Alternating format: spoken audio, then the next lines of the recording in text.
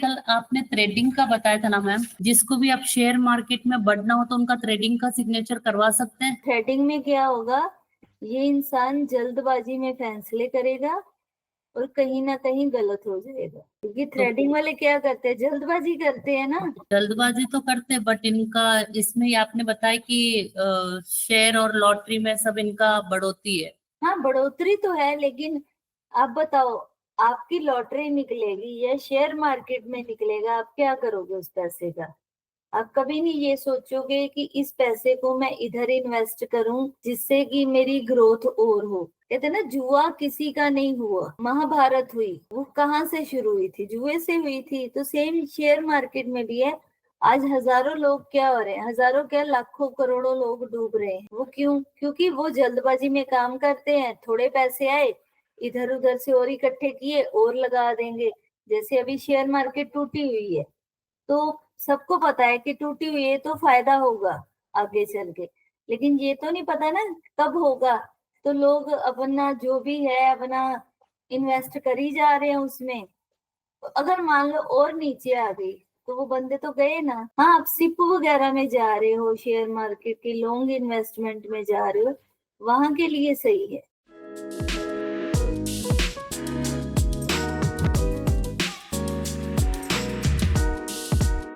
मेरा कहने का मतलब है, कभी कोई क्लाइंट शेयर मार्केट में काफी सालों से है, कभी उनका लॉस भी होता है, कभी गेन भी होता है, तो ये साइन उनको करवा सकते हैं क्या? साथ में उनको मोबाइल नंबर दे दो जिसमें 1551 हो, तो ज्यादा अच्छा कॉम्बिनेशन बैठ जाएगा कि थोड़ा वो सोच समझ के। और 1991 दे दो साथ में, मतलब दोनों का कंबाइन करके दोगे, फिर लॉस नहीं होगा। अगर कोई इंसान अपने फादर के नेम के ऊपर इनिशियल करे, ऐसे, यानी कि फादर नेम के ऊपर फर्स्ट नेम का इनिशियल आ जाए, तो इससे क्या होगा?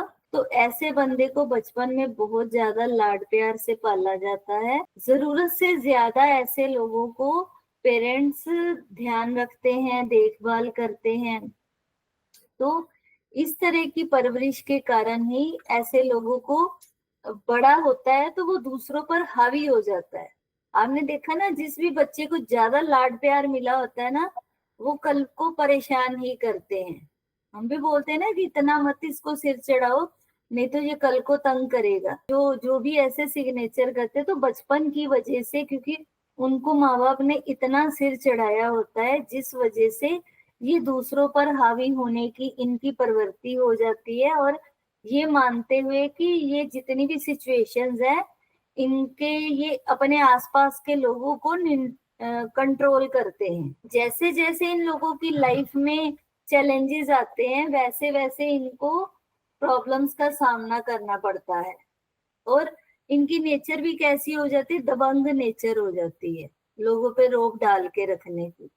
जो इंसान फादर पे रोक डाल रहा है तो वो दूसरों पे भी डालेगा ना। तो इसलिए दबंग नेचर होने की वजह से इसको लाइफ में हमेशा प्रॉब्लम फेस करनी पड़ती है। इसी बिहेवियर की वजह से इनकी जो मैरिड लाइफ है उसमें भी स्ट्रेस और स्ट्रगल मिलता है, और इनको कभी भी अच्छा लाइफ पार्टनर या बिजनेस पार्टनर नहीं मिल पाता। डोमिनेंस की इनमें आ जाती है ना, तो ये अपने पार्टनर को बहुत ज्यादा डोमिनेंस करना शुरू कर देते हैं, जिसकी वजह से जो इनकी म्यूचुअल अंडरस्टैंडिंग है वो खत्म हो जाती है।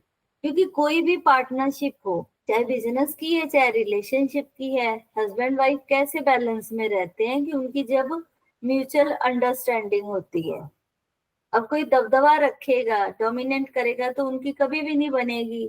तो इस तरह के कभी भी सिग्नेचर एक के ऊपर दूसरा नहीं चढ़ा हुआ होना चाहिए। मेरे नाम के आगे मान लो जो सेकंड नेम है वो कुछ जे से है, तो मैंने यहाँ पर ए लिख दिया, फिर धवन लिख दिया, यानी कि ये बड़ा होके उसके बीच में छोटा आ गया ना, या आगे का पूरा ऐसे बड़ा ही हो गया।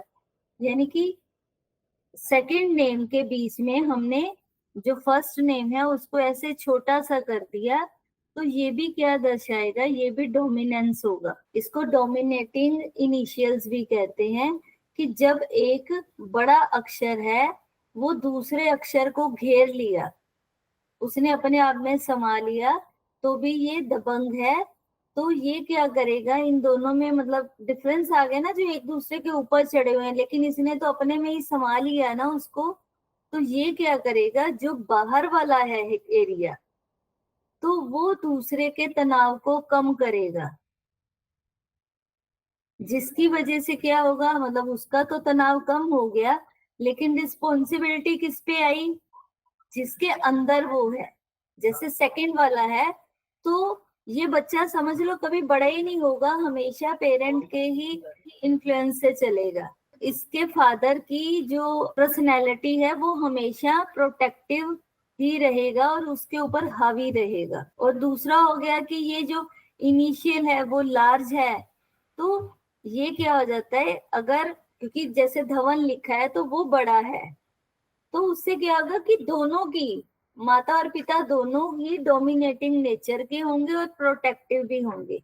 अब देखो ना, एक सुरक्षा कवच जैसे होता है, तो वो भी क्या हो गया, उसने अपनी सुरक्षा में ले लिया और वो पूरा बैलेंस में है। अगर यही धवन छोटा लिखा हुआ होगा तो इसका मतलब क्या है कि सिर्फ फादर ही प्रोटेक्टिव है, पूरा आ गया, तो फिर मदर और फादर दोनों ही प्रोटेक्टिव है।